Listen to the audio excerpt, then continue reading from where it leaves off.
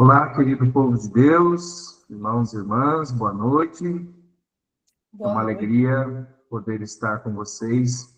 Então, nesta segunda data do nosso curso, nós estamos no mês da Bíblia, cujo livro, este ano, a proposta a ser estudado é a Carta de São Paulo aos Romanos. E no encontro passado, vocês puderam ter um panorama geral com o padre Luiz Carlos Franzi, né, a título de introdução do nosso livro, da nossa Carta de São Paulo aos Romanos. Lembrando que essa aula está sendo gravada e ficará disponível, depois de editada, no YouTube, para que aqueles alunos também que não conseguiram participar hoje da aula online possam fazê-lo posteriormente. E também quem quiser retomar os conteúdos também poderá fazer, então, com a futura postagem no YouTube da Arquidiocese. E convido a iniciarmos esse nosso encontro, fazendo a nossa oração, pedindo que o Espírito Santo de Deus venha abrir a nossa inteligência, venha nos inspirar, para que possamos aprender mais da palavra de Deus e colocá-la em prática. Em nome do Pai, do Filho e do Espírito Santo. Amém. Vinde, Espírito Santo, enchei os corações dos vossos fiéis e acendei neles o fogo do vosso amor. Enviai o vosso Espírito, e tudo será criado, e renovareis a face da terra. Oremos, ó Deus, que instruístes os corações dos vossos fiéis com a luz do Espírito Santo. Fazei que apreciemos retamente todas as coisas, segundo o mesmo Espírito, e gozemos sempre da sua consolação, por Cristo, Senhor nosso. Amém. Em nome do Pai, do Filho e do Espírito Santo. Amém. Então, eu peço que deixem os áudios de vocês fechados, tá? Por favor. Caso alguém esqueça, né, o Denilson vai estar atento e vai fechar para que a gente tenha assim, uma boa qualidade da gravação da aula para os nossos colegas que assistirão posteriormente. Então, para quem não me conhece ainda, né, sou o padre Adriano Lazzarini, sou também professor no nosso Instituto de Filosofia e Teologia São João Paulo II, na área de Sagradas Escrituras. Então, hoje é um prazer, uma alegria poder estar com vocês para esse segundo dia, segundo tema, né, encontro do nosso mês da Bíblia, né, desse curso da Carta de São Paulo aos Romanos. Só digam para mim, os slides vocês estão vendo bem aí, está aparecendo para vocês na tela, aí o Denilson vai alternando também, para que fique nesse momento o slide como tela principal, né, e depois, conforme né, vai sendo necessário, né, muda, enfim, as janelas aí. Já quero agradecer também, né, deixar o nosso agradecimento ao Denilson, né, meu paroquiano aqui da Santa Terezinha, que gentilmente está nos ajudando aí, fazendo toda a parte do hall de entrada, né, da nossa sala de aula aqui do nosso curso. Então, nós vamos iniciar hoje com esse tema, que, aliás, é um tema que dá quase que o tom da Carta de São Paulo aos Romanos. É um tema, um dos principais, né, podemos dizer assim, justificados pela fé e não pelas obras. Então, é esse o nosso tema de hoje. A gente vai apresentando o nosso material, né? Se tiver alguma questão pontual a ser feita no momento, pode fazer, mas de preferência a gente pode deixar para o final, né? Sempre tem um tempinho de sobra, daí eu abro a palavra para dúvidas, para, né, enfim, comentários da parte de vocês. Então, deixa eu só ajeitar aqui para diminuir um pouco a janela aqui de vocês, que aí fica mais fácil de eu visualizar também o meu slide. Só um pouco.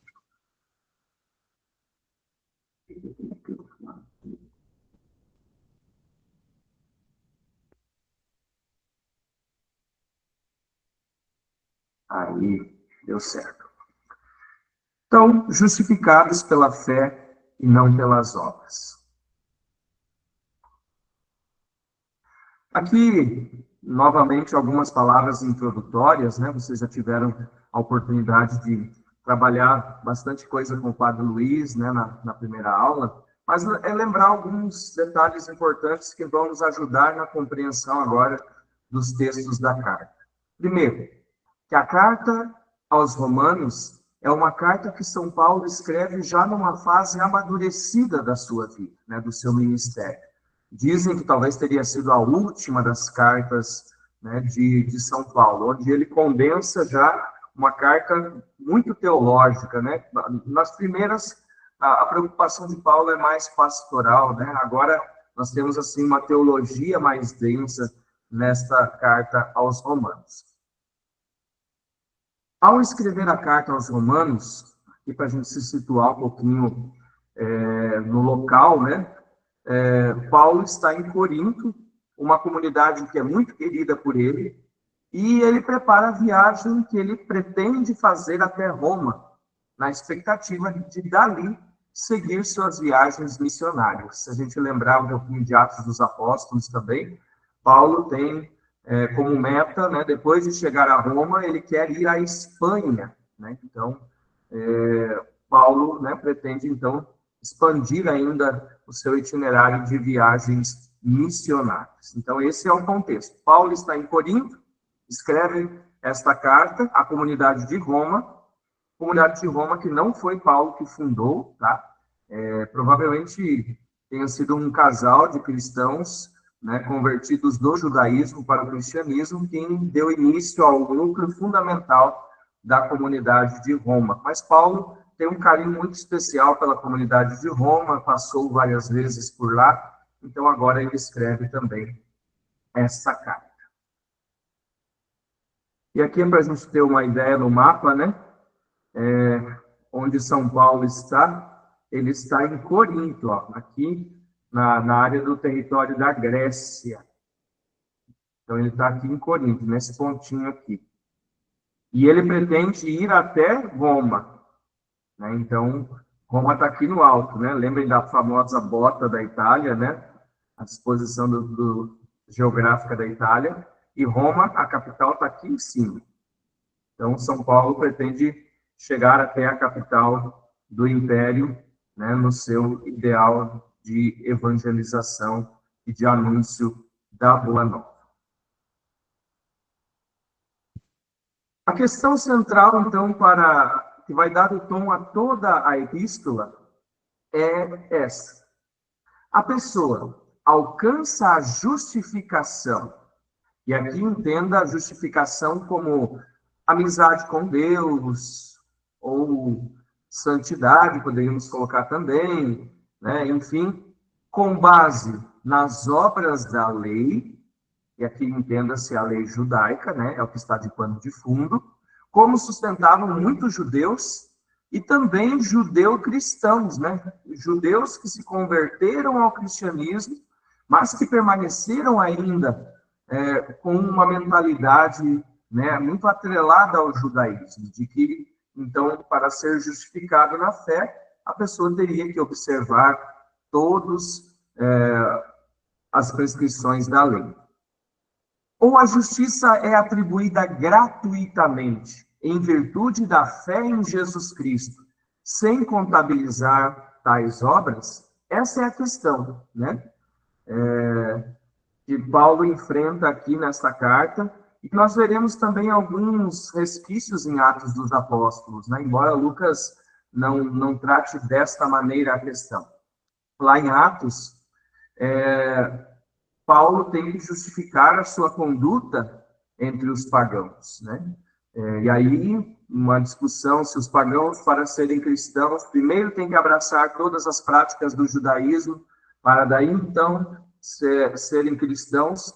Então, o primeiro concílio da igreja, né, o chamado Concílio de Jerusalém, vai definir, né, tendo em vista o apostolado de Paulo, tendo em vista também quando o Espírito Santo batiza a casa de Cornélio inteira, né, e Pedro contempla isso, né, mostrando então que a vontade de Deus é que as pessoas, né, que queiram ser cristãos, então passem diretamente, gratuitamente, sem a observância da lei judaica, né? Então, Mas é claro, a gente também não pode entender isso como um fato estranho e aleatório. Por quê? Porque, de início, Jesus e os seus primeiros discípulos eram judeus.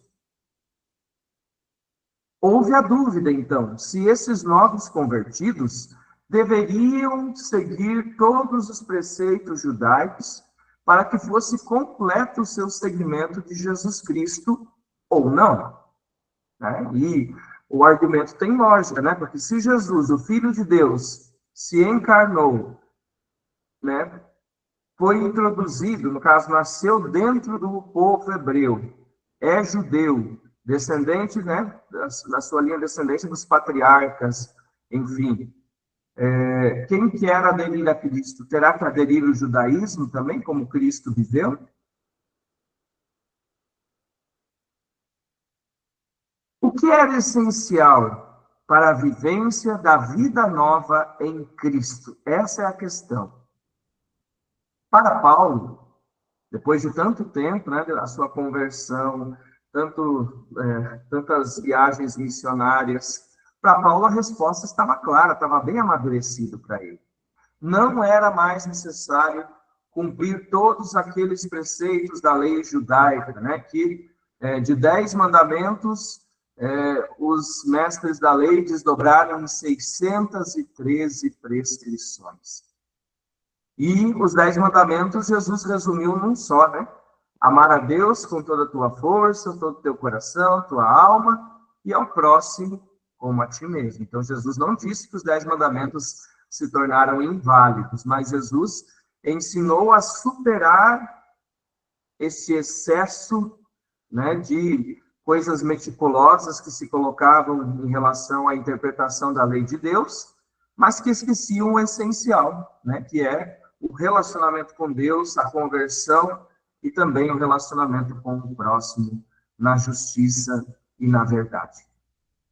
Então, está em pauta aqui a observância do Antigo Testamento, mas agora sob a ótica de Jesus. Paulo não vem dizer, olha, o Antigo Testamento está excluído, já foi superado, não precisa mais. Não, até porque ele seria acusado de blasfêmia, né? E nós também somos herdeiros do Antigo Testamento. Mas Paulo está dizendo, olha, gente, a partir de agora, o Antigo Testamento tem que ser visto, interpretado, segundo o olhar de nosso Senhor Jesus Cristo. Então, aqui está a resposta, né? O Antigo Testamento, a continuidade das Escrituras, Antigo e Novo Testamento, tem que ser observada a partir do olhar e do ensinamento de Jesus. Por isso que, para Paulo, o caminho da justificação é feito pela fé e não pelas obras, né? Pela observância meticulosa, escrupulosa, até mesmo, né, maneira assim, vivendo a religião como um terror, né? Que, se eu errar, eu estou impuro, né? Não sei se isso agrada a Deus, né? Então, isso leva a uma religião do medo, né? Então, Jesus sempre criticou isso também, né? Falando que a religião, né, o relacionamento com Deus tem que ser de confiança, e não à toa ele nos ensinou e nos deu o privilégio de chamarmos Deus de nosso Pai. Na verdade, quando Paulo escreve que as obras não nos conduzirão à salvação, ele está se referindo às obras como práticas exteriores e impessoais da lei. Sabe, aquela coisa que você faz por fazer, né? Você faz porque tem que fazer, porque é obrigado a fazer. Mas essa prática não reflete aquilo que está no interior. Então, é isso, né? E o próprio Jesus criticou isso também. Várias vezes no Evangelho a gente vê os embates de Nosso Senhor com os fariseus, dizendo, olha, vocês coam o mosquito, mas engolem o camelo. Vocês limpam a taça por fora, mas por dentro ela está suja. Né? Sepulcros caiados, por fora parecem belos, mas por dentro está cheios de podridão. Então é isso que Jesus critica, né? Não é a lei em si, a norma, a observância, Mas essa lei precisa estar, né, de fato, radicada no coração, vivida com sinceridade. Jesus denunciava, então, que os fariseus observavam a lei, mas de um jeito que não brotava de um coração sincero e convertido a Deus, com uma série de preceitos impessoais. Então, as novas boas obras que São Paulo está falando aqui, elas são o resultado de um coração convertido ao Senhor. Então, Paulo não está dizendo simplesmente, o que importa é só a fé, né? Tem que acreditar, as obras não interessam. Até esse embate entre fé e obras foi muito forte, né? Entre católicos e protestantes, baseado numa má interpretação, então, das cartas de Paulo, né? Em que alguns condenavam a carta de Tiago, que falava das obras, né? E dizia que, na verdade, Paulo estava ensinando que é unicamente a fé que nos salva. Depois nós tivemos um documento, uma declaração católico-luterana, né, colocando um ponto pacífico aí, resolvendo essa questão, né, que, na verdade, né, não tem fundamento a gente contrapor a teologia do apóstolo Paulo e a teologia de São Tiago. Os dois estão falando a mesma coisa por caminhos diferentes e linguagens um pouco diversas entre si. São Paulo vai chamar, então, essas novas obras de lei do Espírito, e aquelas antigas de lei da carne. Então, aquela clara contraposição, carne e espírito. Carne visto aqui como algo negativo, né? A carne como algo aqui nesse sentido de não convertido a Deus, né? E a lei do Espírito, então, agora, esta lei que se abre a Deus, estabelece esse relacionamento de fé, né, com Deus. E o Papa Francisco, logo que iniciou o seu pontificado, né, na segunda encíclica que ele lançou, a primeira foi a Evangelii Gaudium, a segunda foi a Lumen Fidei, em 2013. E na Lumen Fidei, o Papa traz uma reflexão muito importante sobre essas relações, né, de fé e obras. E ele diz assim: a fé em Cristo salva-nos, porque é nele que a vida se abre radicalmente a um amor que nos precede e transforma a partir de dentro, que age em nós e age conosco. E também no número 21 desse mesmo documento, o Papa afirmou: na fé, o eu do crente se dilata, se expande para ser habitado por um outro. Esse outro com letra maiúscula, indicando, né, que esse outro é Deus, né? Para viver num outro, viver em Deus. E assim a sua vida se amplia no amor.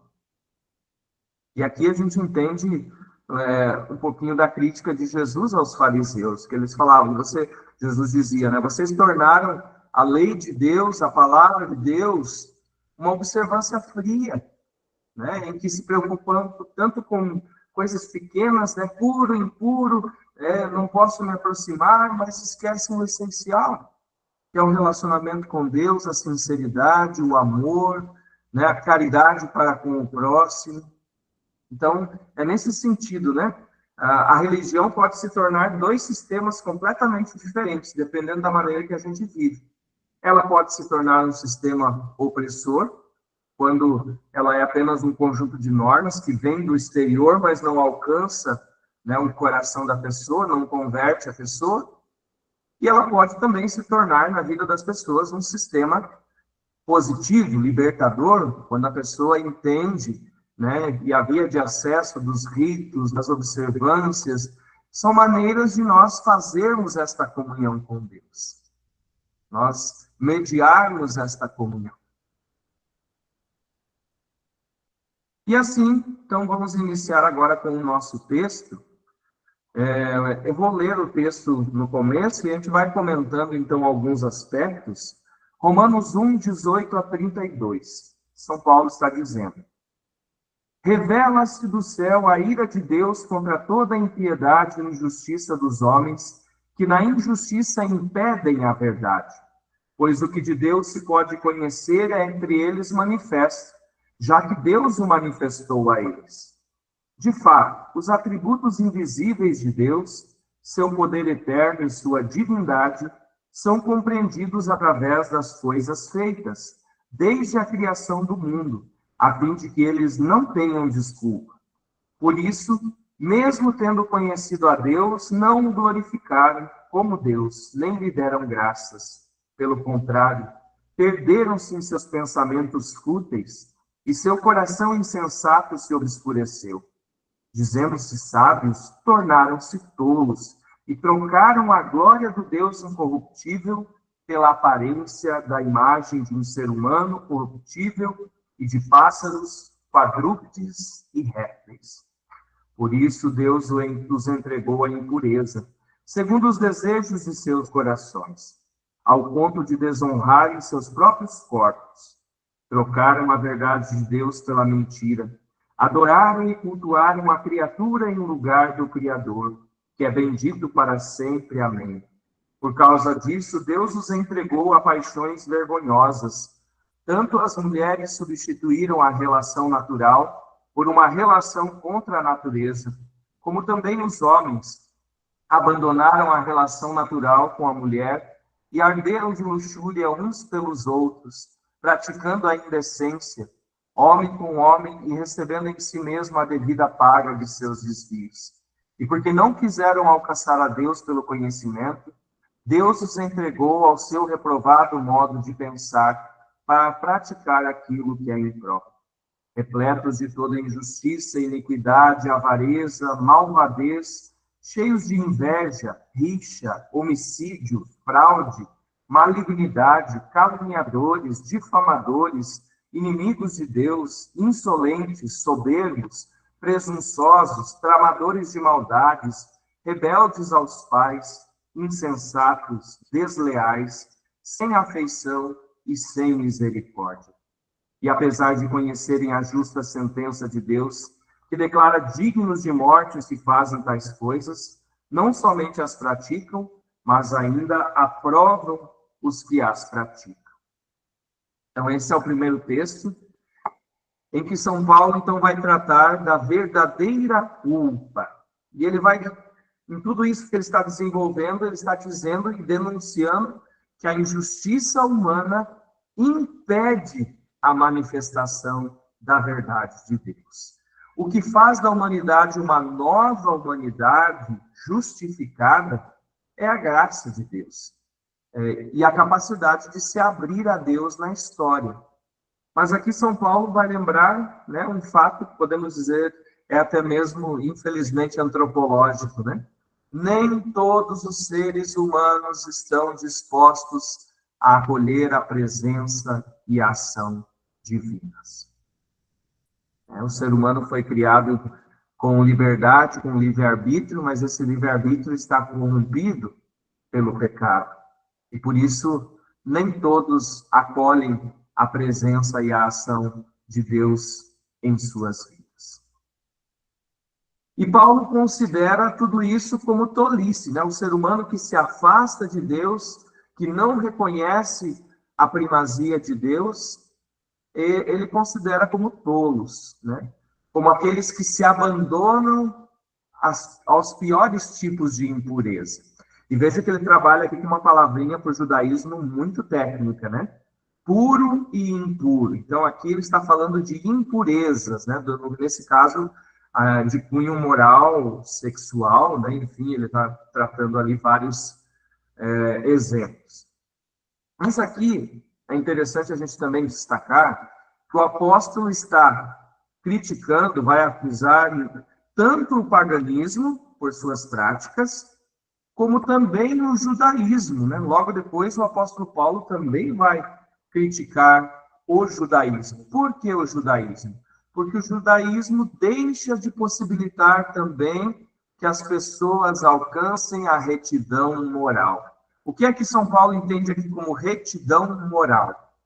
Não é nem, no caso, não é seguir como os pagãos a devassidão e a entrega aos prazeres da carne, né? Uma moral devassa, e nem também como o judaísmo, né? No caso que ele está criticando os judeus do seu tempo, aqui dizendo daquela falsa moralidade, né? Uma moralidade que brota somente de códigos e normas, mas que não penetra o coração do ser humano, que não o converte por dentro. E assim São Paulo proclama a ira de Deus. E a ira de Deus nada mais é do que a condição humana sem o evangelho de Cristo.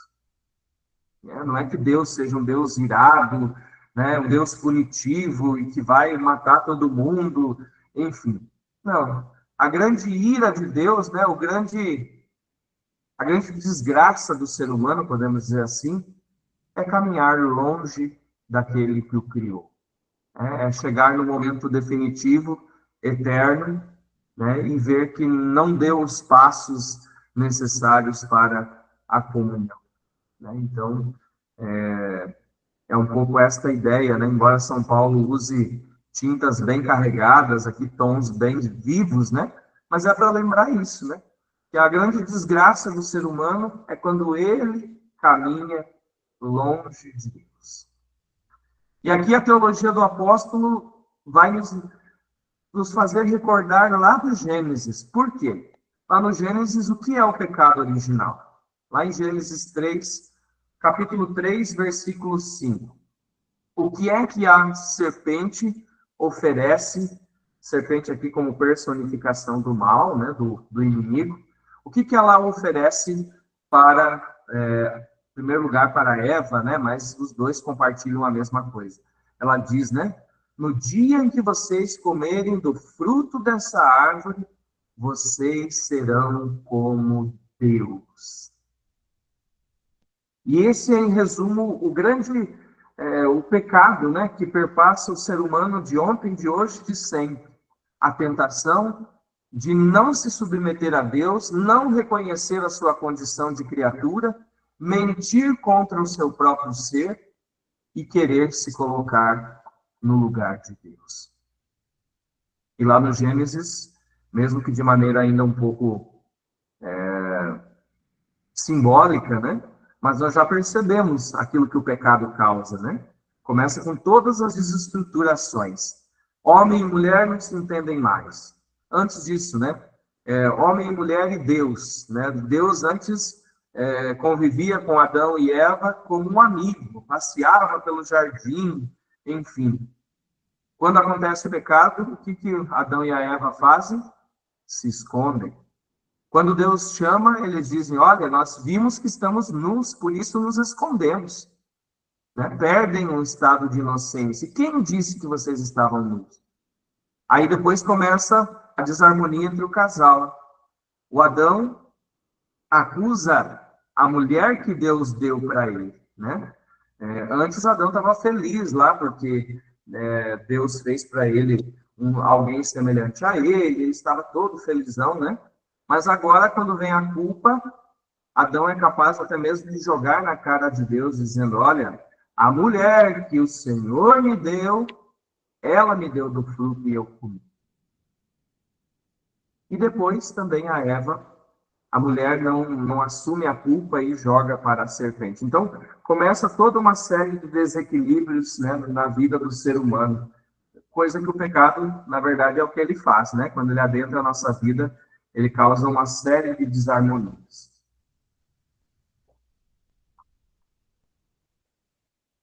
Então, a tentação de serem como Deus.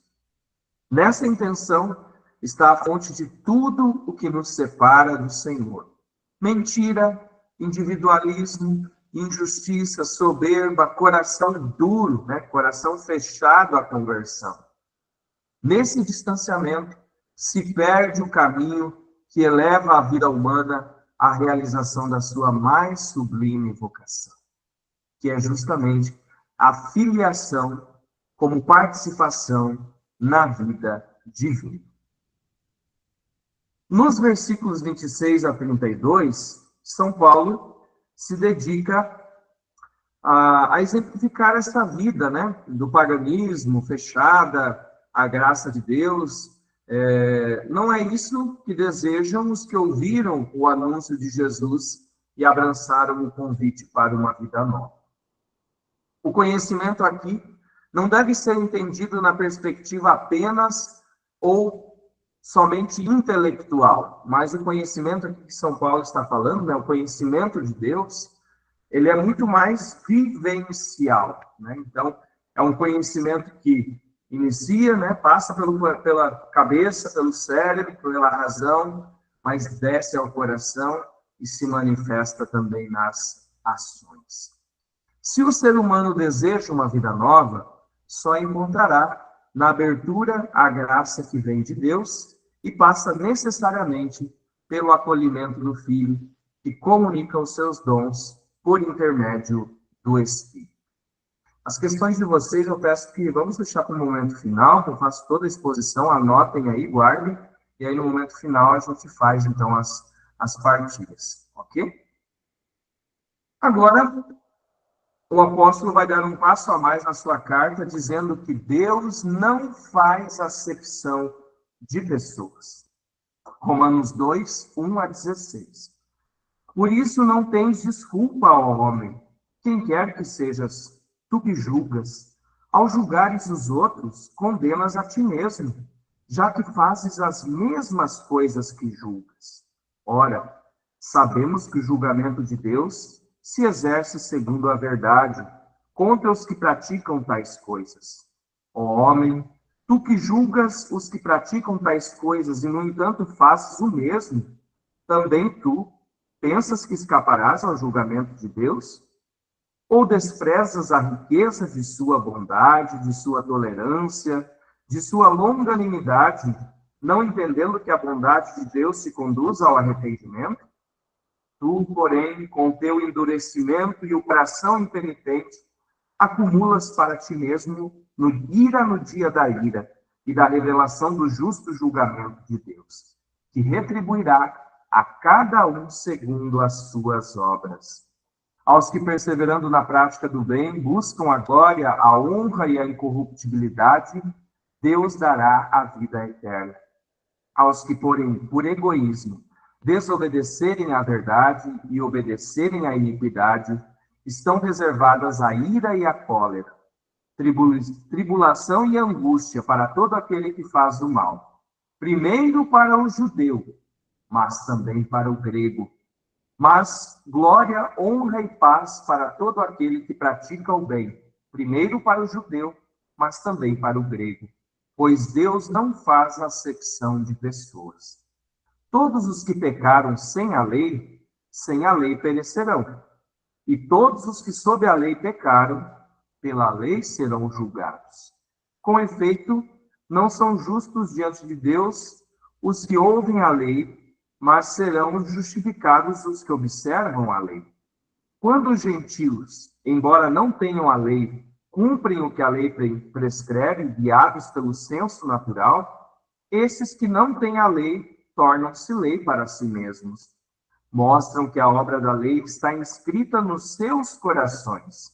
Sua consciência testemunha juntamente com os seus pensamentos, que ora acusam, ora defendem. E assim será no dia em que Deus julgar os segredos dos seres humanos, segundo o meu evangelho, por meio de Cristo Jesus. Como São Paulo está explicando, todos nós, em algum momento da nossa vida, cometemos erros. Caminhamos distantes do Senhor, mesmo após termos acolhido o caminho do Senhor como caminho de vida para os cristãos, né? Recebido o batismo, sacramentos da iniciação, sacramentos de serviço. Algum momento a gente faz também essa experiência, né? De pecar, de errar, de se distanciar um pouco de Deus, né? Erramos, nos perdemos desse caminho em algumas atitudes que tomamos. E aqui Paulo, ele se volta, né, nessa carta, o Padre Luiz falou na aula passada para vocês, que é um gênero literário, né, chamado diatribe, em que São Paulo está imaginando aqui estar debatendo com um ouvinte imaginário, para quem ele está escrevendo essa carta, né? Então, ele está debatendo com um judeu. Porque se ele está tratando da questão da justificação pela fé e não pelas obras, desse tema de fé e obras, é claro que ele não estaria debatendo isso com um grego. Então, São Paulo é uma figura retórica, né? Aqui uma função retórica. Ele imagina-se discutindo com um ouvinte imaginário judeu. E esse ouvinte imaginário judeu, no primeiro momento, enquanto São Paulo está, vamos falar assim na linguagem bem coloquial, bem comum, né? Quando ele está descendo a lenha na depravação dos gregos, dos pagãos, dizendo, lá, vocês trocam as relações naturais, e são mentirosos, são isso, aquilo. Enquanto São Paulo está fazendo isso, imagina-se, então, que esse interlocutor dele está feliz lá, né, torcendo, falando, vai, Paulo, continua falando desses pagãos aí, desses... Mas, de repente, a articulação do apóstolo vira. E ele começa a falar, então, de quem se arvora em juiz. Ninguém deve se considerar digno de determinar a salvação ou a condenação de alguém. Por quê? Porque somente Deus conhece os corações e as disposições que estão por trás das atitudes. E esse é um alerta também para nós. Quantas vezes somos rápidos no juízo, né? E às vezes temos a pretensão também no nosso pensamento de decidir, né, se as pessoas ao nosso redor, né, fulano, fulana, esse aqui vai ser salvo, ou esse aqui já está condenado, esse aqui já não tem mais o que fazer. Né? A palavra de Deus diz, há um só legislador e um só juiz. Quem és tu para julgar o teu irmão? Paulo afirmará que Deus retribuirá a cada um segundo as suas obras. Após contrapor a riqueza da bondade de Deus, que convida à conversão, a dureza de coração daqueles que ouviram a Deus, mas ainda persistem no erro. Nós não somos dignos de julgar alguém, porque nós nunca vemos o interior da pessoa, né? A gente vê segundo as aparências, me parece ser assim, né? Aquilo que a pessoa manifesta externamente. Mas aquilo que vai dentro dela, só Deus sabe, só ela e Deus sabem. Então, nós não podemos, né, devemos evitar, né, cada vez mais e corrigir em nós essa tendência do julgamento, porque nós não somos dignos, não temos o conhecimento necessário nem a autoridade para isso, né, que é a autoridade de Deus, e ele julga com misericórdia. E São Paulo vai deixar bem claro, né? Tribulação e angústia para todo aquele que faz o mal. E aqui a coisa, né? A gente imagina um ouvinte judeu que está ouvindo o apóstolo Paulo, ele vai levar um choque, né? Porque quando Paulo fala, né? Tribulação e angústia para aqueles que fazem o mal. Primeiro para o judeu. Opa! Né? Aqui o ouvinte imaginário deve ter saltado da cadeira, né?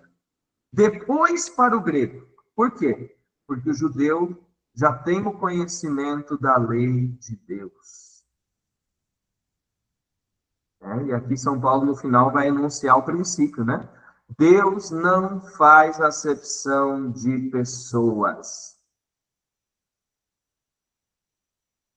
Literalmente, em outras palavras, às vezes nas nossas Bíblias aparecem diferentes traduções, mas significa o quê? Não há parcialidade em Deus. São Paulo está dizendo claramente isso.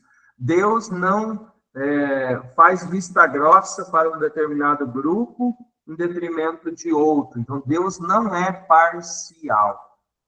Sejam lá quais forem os seus privilégios, os judeus não estarão em melhores condições do que os pagãos, a menos que eles façam o que se espera deles. E o que se espera? Está lá no versículo 10. A prática sincera do bem.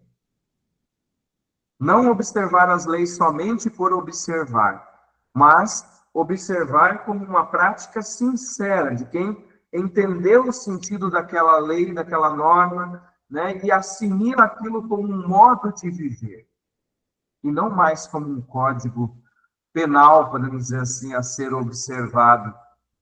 Dessa forma, não é a lei que é a condição para a salvação, mas é aquilo que a graça de Deus vai aos poucos formando no coração daquele que se abre à vida nova. E essa vida nova vai transbordar através também das suas práticas, né? Então, não fica somente num ritualismo, num intelectualismo, mas a vida da pessoa se torna sinal deste bem que vai sendo assimilado e a graça de Deus vai crescendo dentro dela.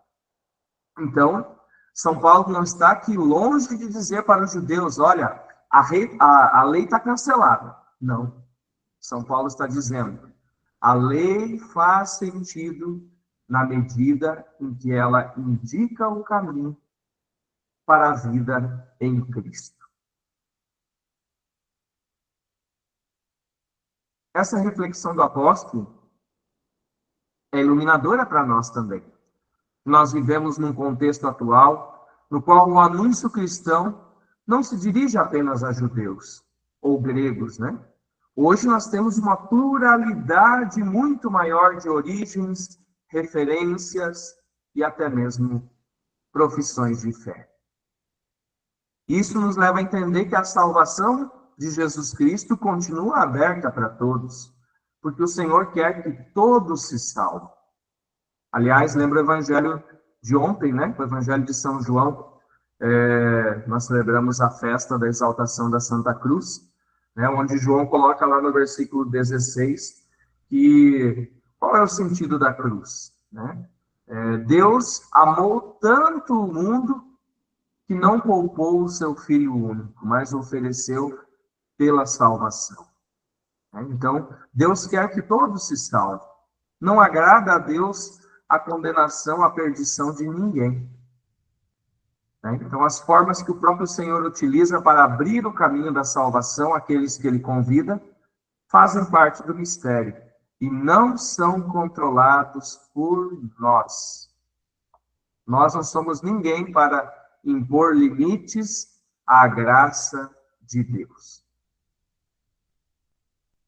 Na sequência, o apóstolo Paulo agora vai adiante na sua argumentação e ele vai tocar em um tema muito importante para o judaísmo, né, que é a circuncisão.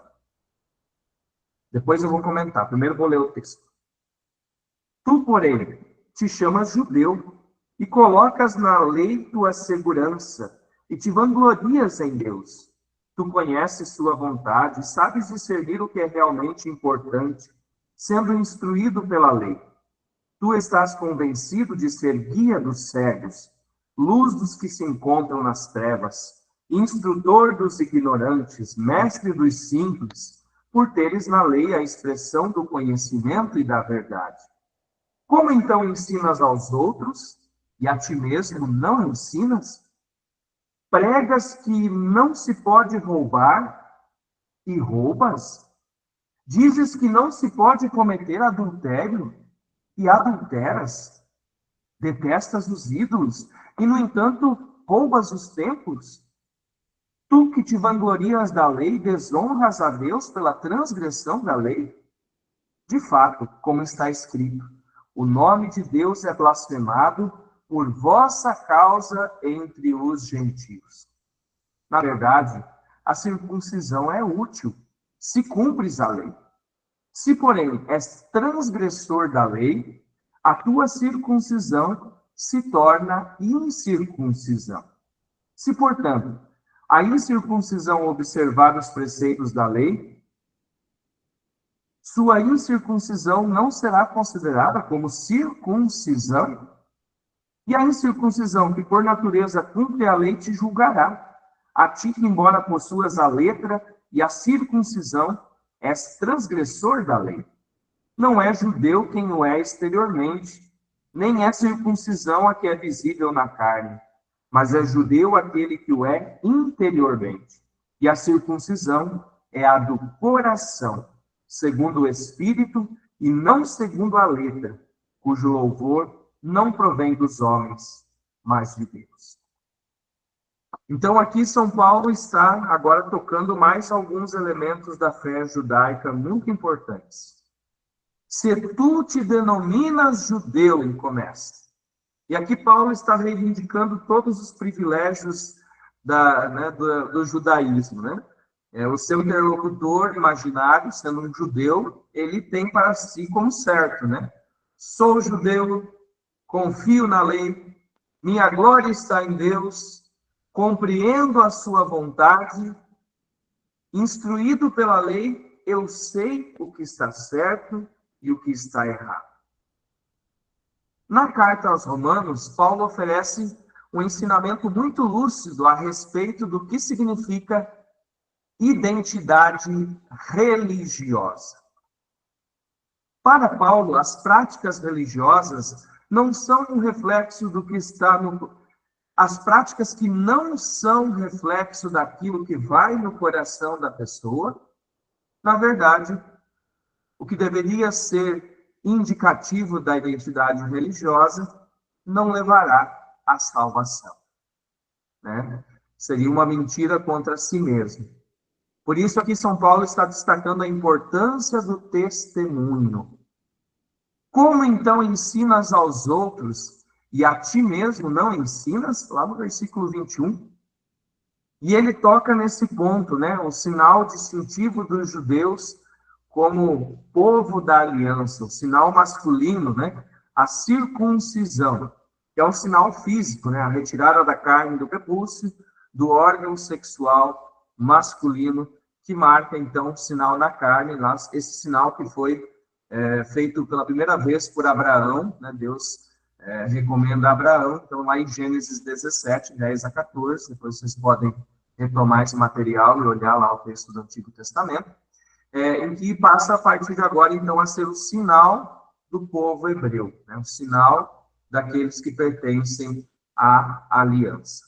Mas São Paulo vai dizer assim, olha, não basta só esse sinal na carne, não basta só um sinal exterior. E aqui ele vai, então, contrapor as atitudes religiosas judaicas, o princípio da motivação humana das ações, né? A circuncisão do coração, né? Então ele vai dizer, o verdadeiro sinal da fidelidade a Deus não pode estar simplesmente numa marca na carne, tem que estar dentro de nós. E é por isso que ele fala, então, da circuncisão do coração. Lá, para aquele lugar mais íntimo, onde constitui a minha identidade, onde eu sou eu mesmo, né, com as minhas convicções, com os meus desejos, com os meus valores, é lá que essa circuncisão deve ser feita. Esta conversão a Deus. Por isso, São Paulo vai proclamar agora, justificados gratuitamente pela graça de Deus. A gente fez um salto de uma parte do texto aqui, onde São Paulo, então, aqui ele diz novamente que todos são culpados, né? Aqueles que não seguem a Deus de coração, todos eles têm a sua culpa, seja o judeu ou seja o grego. Então, Romanos 3, 21 a 31. Agora, independentemente da lei, manifestou-se a justiça de Deus, testemunhada pela lei e pelos profetas. Justiça de Deus mediante a fé em Jesus Cristo para todos os que creem. De fato, não há diferença, pois todos pecaram e estão destituídos da glória de Deus.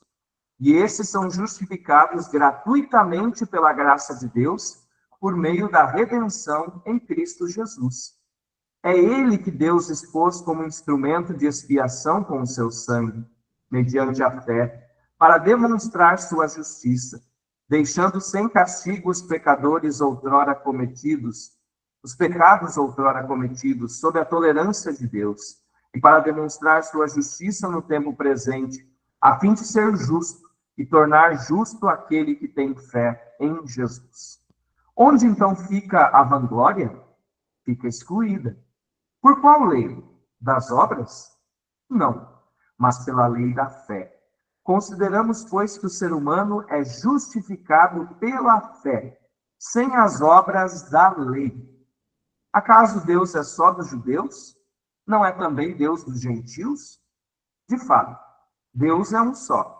Ele justificará os circuncisos em vista da fé e os incircuncisos mediante a fé. Então, pela fé anulamos a lei? De modo algum. Pelo contrário, nós a confirmamos. Concluindo aqui todo o seu discurso, né, a sua exposição a respeito da manifestação da justiça de Deus, Paulo agora destaca a manifestação da justiça de modo independente da lei. Então, a justiça de Deus é dada independentemente da lei. Deus é livre, ele manifesta a sua sabedoria, o seu desígnio, muito antes de ter dado a lei aos hebreus. Então, essa manifestação se dá mediante a fé em Jesus Cristo, tendo como condição apenas o acolhimento dessa mesma fé. Aqui, de maneira geral, Paulo está dizendo, partilhando da condição do pecado, todos são destinatários da salvação. Porque a justiça não vem como um prêmio, como um troféu, para os que observam a lei, como uma medalha de ouro para os que observam a lei. Nada disso. Mas como graça da qual necessitam todos, judeus e pagãos, todos os que estão sob o jugo do pecado. E se a Torá diz, a Bíblia hebraica diz que o justo peca 7 vezes por dia, então, quanto mais os pecadores. E por fim, São Paulo vai ainda trazer um exemplo para derrubar esta presunção deste seu interlocutor judeu, de que a observância da lei o salva. Ele vai evocar a história de Abraão, dizendo que Abraão foi justificado não por causa da lei. A lei veio depois, nem pela circuncisão. A circuncisão veio depois, mas por causa da sua atitude de fé. E leio o texto para vocês agora.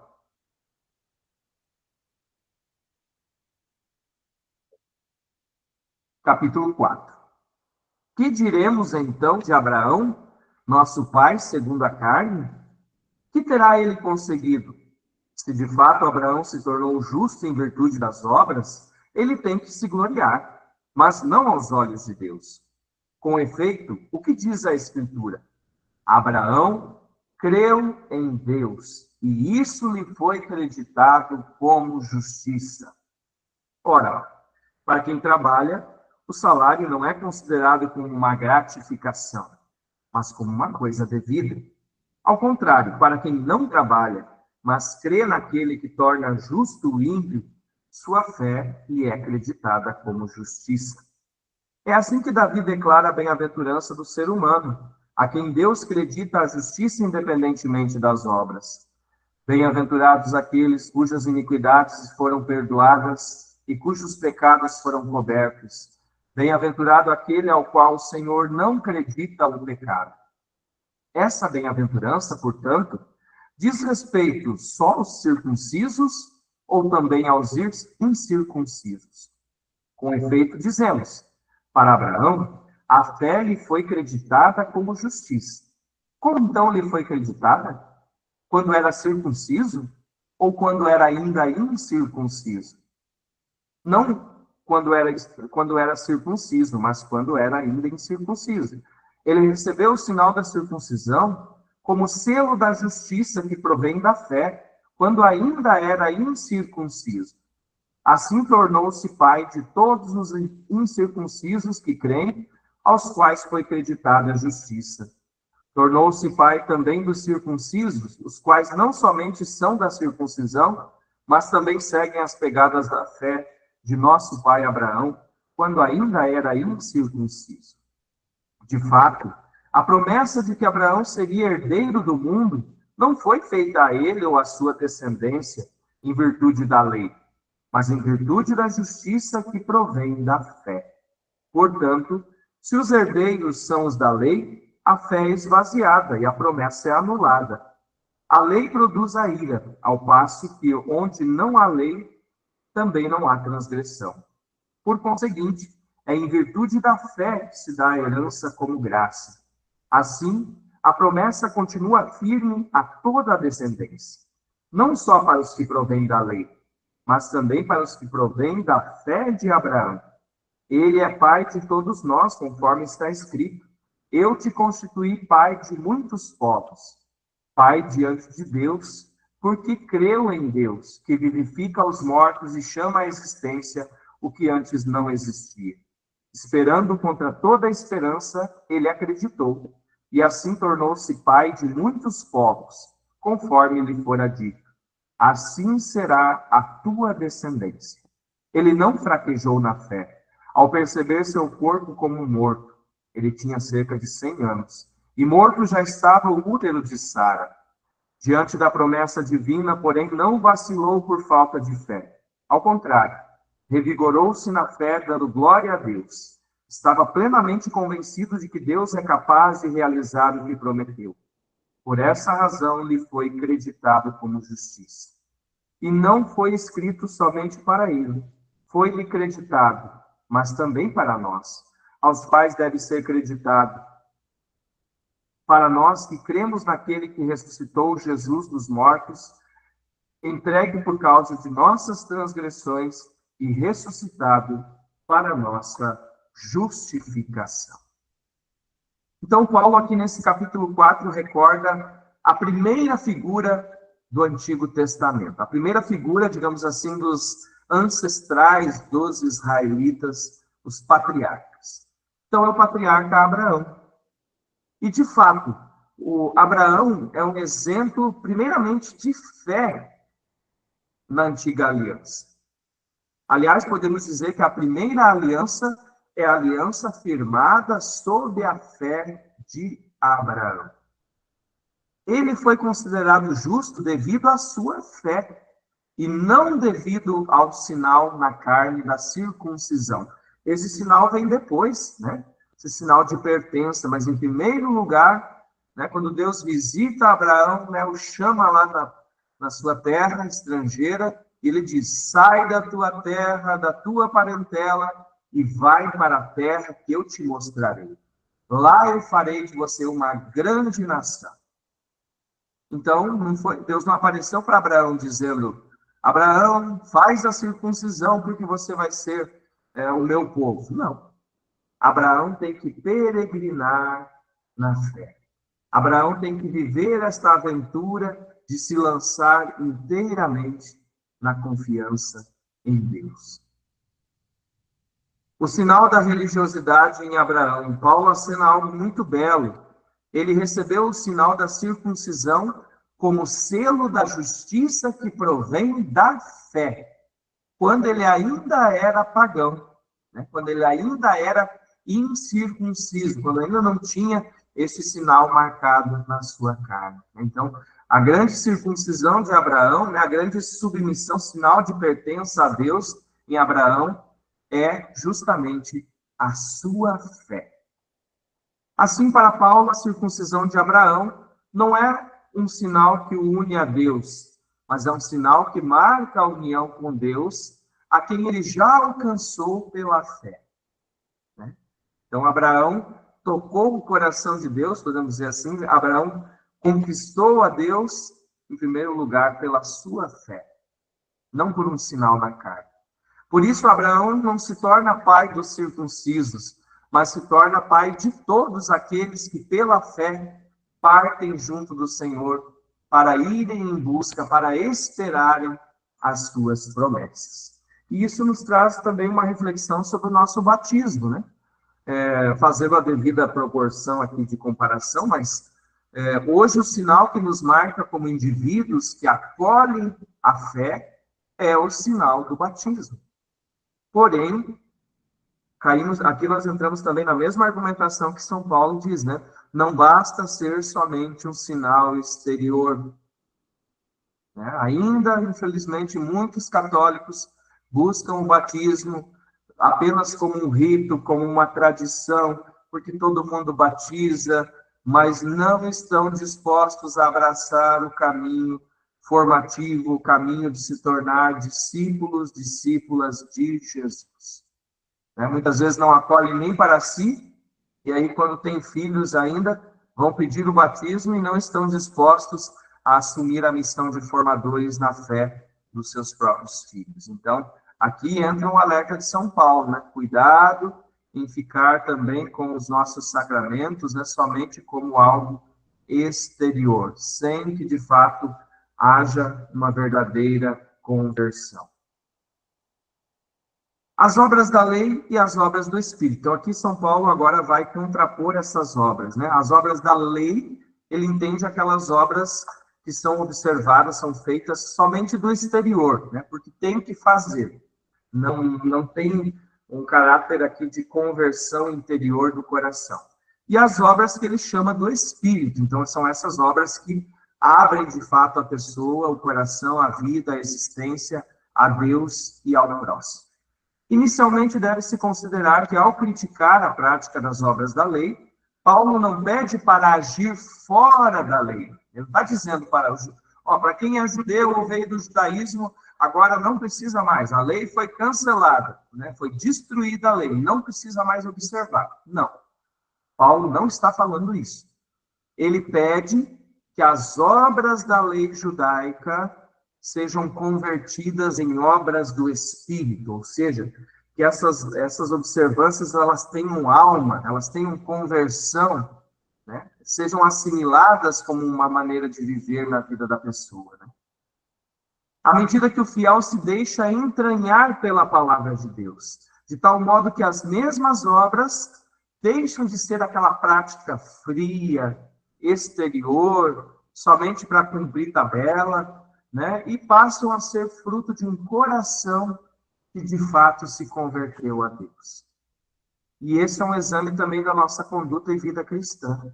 Até que ponto as minhas atitudes são um verdadeiro reflexo da fé que há no meu coração? E aqui nós fazemos uma ponte agora de Romanos com Tiago, Cartas que, no contexto passado da história aí, entre católicos e luteranos, era vista como cartas que teriam um embate entre si, Paulo dizia uma coisa, Tiago diz outra, mas na verdade não. Eles estão na mesma sintonia. Tiago 2,17. Assim também a fé, se não se traduz em ações, em obras, por si mesmo está morta. Mas as obras do Espírito, que são fruto de um coração aberto à graça de Deus e que convida a um caminho novo e comunitário. No cristianismo das origens, o anúncio de Jesus Cristo, o querigma, explicitava a necessidade da vida comunitária para progredir no acolhimento da graça por intermédio do Espírito. Um amparo sem o qual a chama do primeiro amor corria o risco de não permanecer acesa. Hoje nós também corremos um sério risco de praticar também, de sermos judeus aqui, fariseus frios das obras da lei. Por quê? Especialmente quando nós vemos a religião somente como um código de normas, especialmente hoje com a ascensão de novas formas de devocionismo, muito marcadas por esta aparência e por essas ações exteriores, que talvez deem uma sensação de fidelidade, de piedade, até mesmo de sacrifício, e que se julgam até mesmo superiores àquelas formas de espiritualidade tradicionais que a Igreja nos ensinou e que fez muitos santos, que a elas aderiram. Essas novas formas de devoção, marcadas muitas vezes só pelo aspecto exterior, aparentar esta santidade, esta justificação, podem gerar até mesmo uma ilusão né? Ou até mesmo um orgulho espiritual, né? A pessoa que acha que, porque ela observa aquelas práticas, então ela é um católico de primeira categoria. Os outros, né, são todos católicos ali, né, mais ou menos, né, mas que não são do quilate que essa pessoa é. Então, pode gerar até mesmo um orgulho espiritual. Concluindo, e aí abrimos para nossos comentários, perguntas, partilhas. Nesse trecho, então, São Paulo destaca Abraão como nosso grande modelo, porque Abraão, conforme Romanos 4,18, esperando contra toda esperança humana, né, os limites da fragilidade humana, ele acreditou. Também nós somos chamados, em virtude do convite à vida cristã que nós acolhemos, ao testemunho da esperança, dando razões dessa confiança, não somente com palavras. Diz o ditado, né, latino, que verba movent, exempla traunt, ou seja, as palavras movem, mas as ações arrastam, os exemplos arrastam. Abraão é nosso pai não porque habitou um território, mas porque ainda hoje ele é modelo para nós de como a fé deve nos mover, das nossas seguranças para as terras desconhecidas da missão, dos nossos amores egoístas para a abertura aos desígnios divinos, dos nossos controles humanos para a atitude de abandono completo à fé em Deus. E assim eu encerro a apresentação. Agora eu vou abrir para a gente interagir um pouco, as perguntas, comentários que vocês tiverem. Nós temos 25 minutos aí para falarmos um pouco, né? Gostaram do tema da aula de hoje? Que impressões vocês tiveram? Então, vão aí levantando a mãozinha, abrindo o áudio aí por ordem. Vamos partilhar juntos.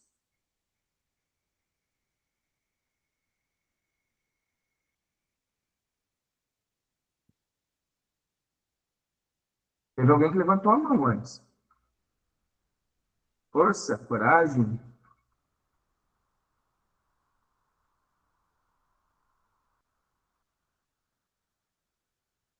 Núbia Grando, pode abrir seu áudio, falar? Uhum. Oi, eu só não entendi muito bem o que quer dizer circuncisão do coração. Uhum. Tá. Então, você entendeu a ideia da circuncisão como um rito do judaísmo? Essa parte você entendeu? Que é o sinal distintivo dos homens judeus, né? Conforme Abraão Sim. lá fez aliança com Deus, e então é um sinal na carne, né? A retirada do prepúcio do órgão sexual masculino, né? Sim. São Paulo está falando da circuncisão do coração, no sentido o quê? Que o grande sinal que agrada a Deus, né? O sinal da eleição, ou da justificação, não é tanto um sinal externo à pessoa, mas é aquilo que está dentro dela. Então, ele diz ali, né, que a circuncisão, quer dizer, o sinal de pertença a Deus, né? O verdadeiro sinal é aquele que está dentro de nós, no nosso coração, né? É ali que tem que haver a nossa conversão. A nossa circuncisão do coração, ela é feita a partir da conversão, né? Quando a palavra de Deus, ela começa a penetrar dentro de nós, né? A ter uma realidade de transformação dentro de nós.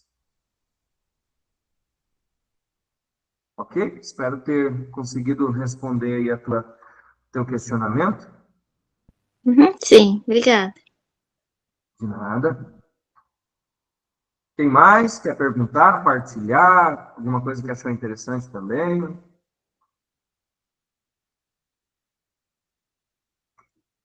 Palavra aberta.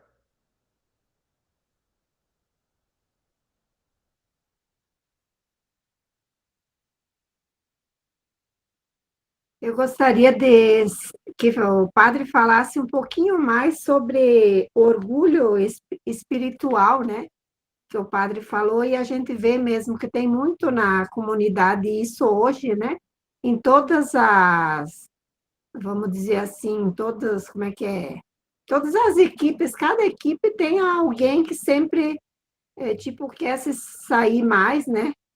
E às vezes não é por aí, né? Podia explicar um pouquinho mais sobre isso, eu acho. No meu entender, gostaria de ver mais, ouvir mais isso um pouco. Ok. Então, São Paulo, nessa carta, ele começa falando do orgulho espiritual dentro do próprio judaísmo, né? E ali ele argumenta que os judeus sempre se consideravam acima dos pagãos, que eles eram o povo escolhido, que eles conhecem Deus, que eles receberam a lei de Deus. Então, leva justamente a essa atitude de um orgulho espiritual, né? E depois a gente traduzindo, né, para a nossa experiência também como católicos, né, trazendo, justamente aqueles que, né, a tentação de ontem, de hoje, né, e quando se cai nessa ideia de que, eu sou mais católico que vocês, né? Porque eu observo isso, eu uso tal coisa, eu faço tais exercícios espirituais, então eu sim sou um católico, né?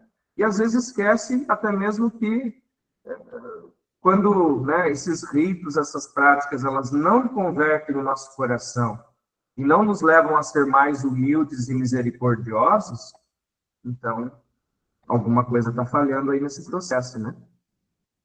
Não precisamos aparecer, né? A gente sabe o que está dentro da gente, né? Pode fazer em silêncio, não precisa aparecer, né? Muito É, bem, obrigada. e Jesus também criticou, né? Os fariseus que faziam caridade, mas tocavam a trombeta, né? Para que todo mundo visse e aplaudisse, né? Então, Jesus vai ensinar lá, não saiba que tomou a esquerda o que fez a direita, né? Então, é nesse sentido, né? A fé é vivida interiormente, não como uma maneira de se colocar acima dos outros ou, enfim, né, desprezar os outros. Muito bem, Ótimo, agradeço. nada. Mais alguém quer partilhar, perguntar? Eu gostaria de fazer um comentário só. Como que pode, né? Desde lá, né? Desde o Thalita, sua internet acho que está comecinho oscilando. ali, todas as injustiças, tudo, né? Tipo, tá lá no Agora voltou um pouco, Oi, mas antes voltou? comprometeu bem tua fala. Mas desde antes, né? Desde o comecinho ali, tinha as injustiças, tinha tudo que a gente vê que ainda permanece no hoje, né? Nos tempos tão atuais, como antes lá, né? É. E, assim, São Paulo, aquilo que eu falei no começo, né? Mais do que ele não está só falando de judaísmo e paganismo, né? Ele está falando do ser humano, né? Está mostrando o ser humano de ontem, de hoje, né?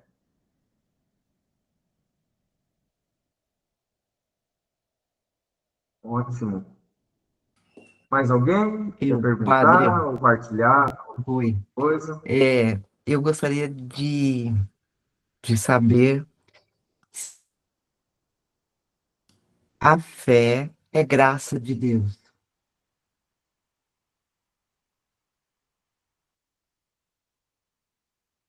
Hum? A princípio, a fé é graça que vem de Deus e depois se aprofunda, ou o aprofundamento é um desejo, inicia-se com o costume da família em anunciar Jesus Cristo, isso. Hum, hum. Certo, como é que eu vou responder? Primeiro nós acreditamos que a fé, ela é uma virtude teologal, tá? Então, ela é a habitação de Deus em nós e nos leva a crer e confiar, né, na palavra de Deus. E é claro que essa fé, ela pode ser amadurecida, ampliada, né, cultivada, melhor dizendo, dentro de casa, né? na família. Embora a gente sabe que também nisso daí tem que haver um protagonismo, que às vezes não acontece, né? E quando não se traduz, não se transmite a fé, né? Apenas aquilo que eu falava também, né? Quando muitos ainda buscam o sacramento, o batismo, só porque todo mundo busca, mas não presta atenção naquela palavrinha que o padre pergunta para eles lá no momento do batizado, né? Vocês, pais, estão dispostos a, né, fazer de tudo para que essa criança se torne um discípulo de Cristo? E respondem, sim. E você, padrinho e madrinha, estão dispostos a colaborar com os pais nesta missão? Sim. Né? Então, eu creio que aqui também é um elemento. Né? A fé é graça de Deus, é dom de Deus, mas precisa ser cultivada também, né? Precisa ser acompanhada. Mas existem também pessoas, né, que mesmo que sejam educadas na fé, que seja, né, a família procura transmitir, mesmo assim elas não aderem. Então, é falta da graça de Deus? Aí é o mistério da pessoa com ela mesma, com as respostas dela e com Deus. E ela, a partir do momento em que ela opta por isso, ela se responsabiliza, né? Ok. É, as cartas de Paulo, falando, eu digo assim, é um mergulho, né, em Jesus Cristo, em Deus, é tão profundo e tão belo, né? Tão belo quando você explora e você se aprofunda no conhecimento e na busca de viver, né? Viver a lei, mas os ensinamentos de Jesus, né? Sim. E agora me veio uma frase, na verdade, um pensamento do Papa Bento XVI sobre a fé, né? E quando você falava assim, mas quem foi educado numa família católica, recebeu toda a formação e depois não adere, né? Não se responsabiliza, né? A gente tem que sempre entender, né, que a fé, a verdadeira fé, ela parte de um encontro. Bento XVI diz isso, né? Ser cristão não é acolher um código de moral, de conduta muito belo, uma filosofia de vida, mas é fazer um encontro com uma pessoa que muda todo o sentido da existência. É um encontro com Jesus Cristo. Esse encontro é pessoal. Ok, obrigada. De nada. Alguém mais? Temos ainda tempo. Temos uns 12 minutos. Padre, talvez para completar aí essa questão da fé como graça, lá no capítulo 3, no versículo 3, diz assim: que importa se alguns não creram? Acaso a incredulidade deles vai anular a fidelidade de Deus? Então, a fé como graça, né? Mesmo para aqueles que não creem, Deus é fiel. Mas aí entra aquela questão que o senhor colocou, é uma escolha da pessoa. Sim, com certeza, né? É o mistério da nossa resposta, né? Do nosso livre-arbítrio, porque se não tivéssemos livre-arbítrio, não seríamos imagem e semelhança de Deus. Deus não seria mais fácil. Às vezes eu penso assim, né? Por que Deus não tirou de nós a possibilidade de pecar, né? Já veio de fábrica, assim, sem possibilidade de pecar, mas aí não seríamos mais imagem e semelhança, né? Porque Deus tiraria de nós a liberdade de escolher entre o bem e o mal.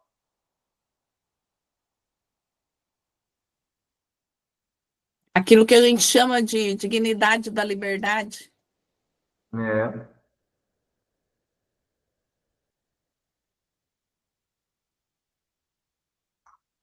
Alguém mais?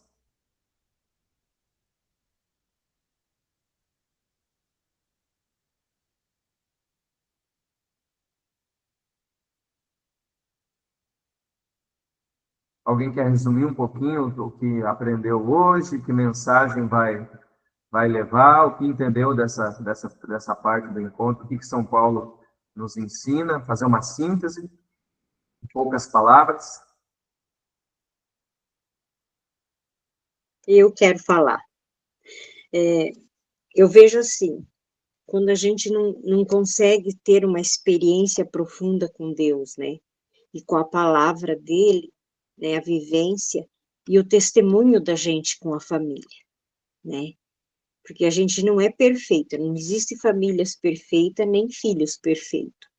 Então, eu sinto, assim, que a nossa felicidade é com Jesus. Mas se a gente não faz uma profunda vivência com esse Jesus, caminhar com ele, né, na sua palavra, então, e a gente tem que procurar nos salvar, não tem que pensar nos outros, e o nosso testemunho, eu vejo que é o que vai arrastar os outros, né, o testemunho de vivência, de como esse Deus nos ama, né? Como nós tratamos uns aos outros, né? Qual é o amor que nós devemos tratar? Olhar o olhar de Jesus. Então, uma coisa que eu sempre faço assim, comigo mesma, é o que Jesus faria nesse momento, né? E parar para pensar, será que eu estou fazendo certo, estou fazendo errado, né? Porque a gente erra muito, mãe, pai, filhos erram muito, né? A gente quer o agora, mas Deus, para ele, não tem, assim, tempo para para a conversão das pessoas, né? Para Deus, 1 minuto é 100 anos, né? E a gente, como ser humano, a gente quer hoje a nossa conversão. Então, são passos lentos e saber que Deus ama a gente, assim, profundamente. Muito mais do que a gente possa imaginar. É o que eu muito falo para as pessoas. Deus amou a gente, ele me amou antes da minha mãe e do meu pai, né? Então, o amor dele é supremo. É a gente se colocar, assim, na frente desse Deus e nos jogarmos de braços para ele, tudo para ele, né? Então, e a gente não tem coragem, muitas vezes, de fazer isso.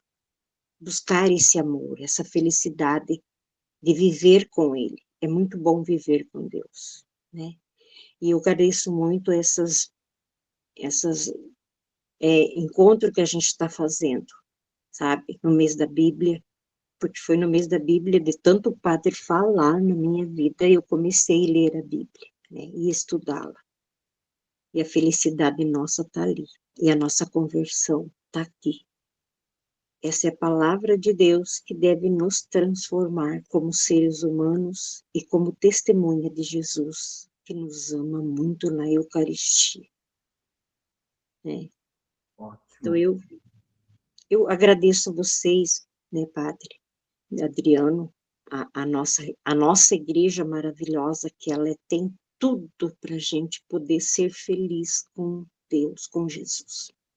Eu amo muito a minha igreja, amo muito a palavra de Deus, é maravilhosa. Nós precisamos ter um encontro pessoal com esse Deus e tudo se transforma. Uma boa noite para vocês, tudo de bom. Adoro fazer cursos e aprender as coisas do nosso amado Jesus. Boa noite para todos. Amém, Dona Maria. Muito obrigado pelo teu testemunho, a tua partilha. Mais alguém quer fazer uma síntese, dizer em poucas palavras o que vai levar para a vida, né, do ensinamento de hoje de São Paulo?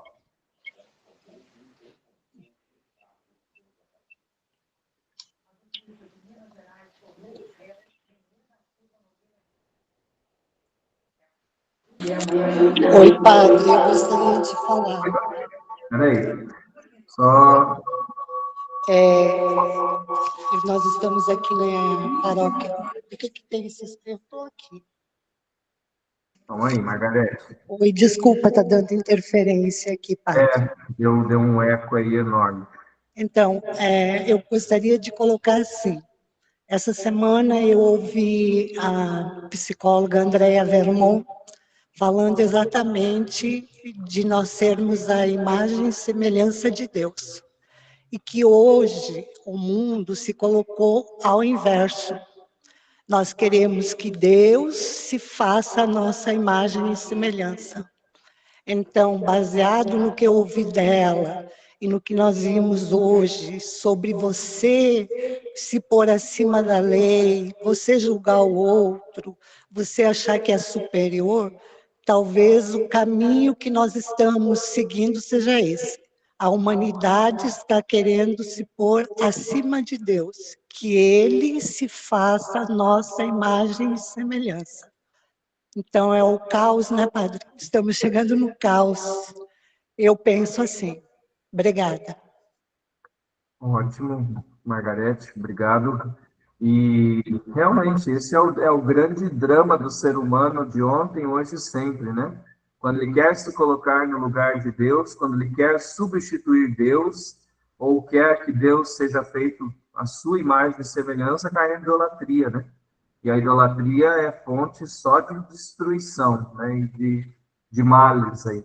Então, quando o ser humano não quer caminhar com confiança em Deus, mas quer suplantar o lugar de Deus. Muito obrigado pela tua partilha. Mais alguém quer falar um pouquinho? Boa noite, padre. Boa noite, Wilson. Tudo bom? Assim, compartilhar, né, que está sendo muito proveitoso, né, a gente partilhar disso. Eu acho que foi na aula passada, alguém já comentou também, né, que a gente muitas vezes participa da missa, né, e fala leitura da carta aos Romanos, né, mas a gente não tem, assim, uma posição, né, de onde está, de onde que veio, né. Então, com esses estudos assim, a gente se torna mais aberto à mente da gente também, né, tem uma posição melhor de...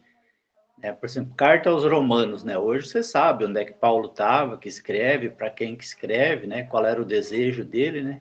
Muitas vezes, sem esse conhecimento, a gente não tem essa percepção, né? Na hora de escutar a palavra na missa, né? Então, dizer assim que está sendo muito proveitoso, né? Parabéns, obrigado por ter colocado essa oportunidade para cada um de nós também poder participar, né?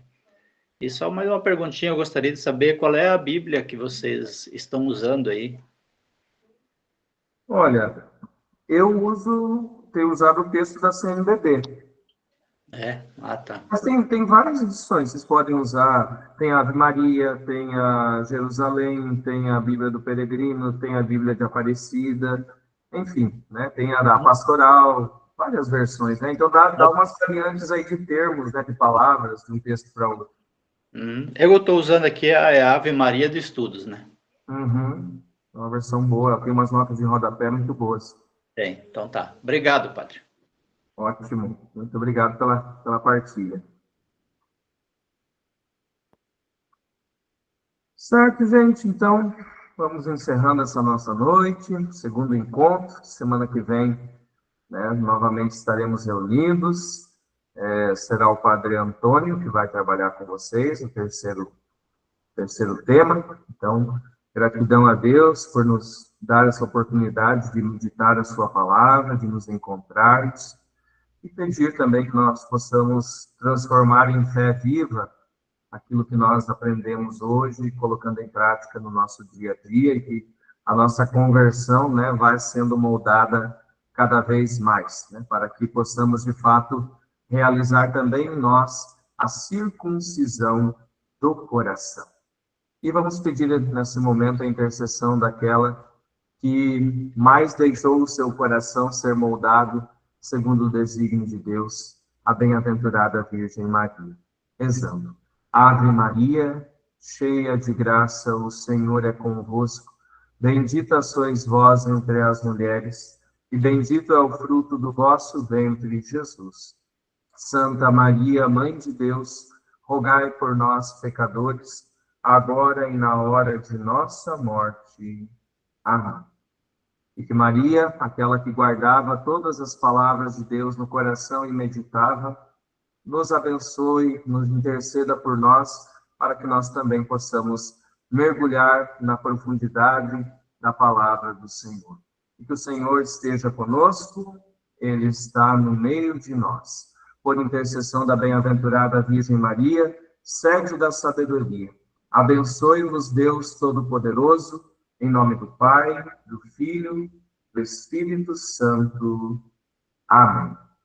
Muito obrigado pela presença de vocês, também os que vão acompanhar nosso encontro gravado depois, né? Muito obrigado, é uma satisfação poder estudar a palavra de Deus, rezar a palavra de Deus junto com vocês.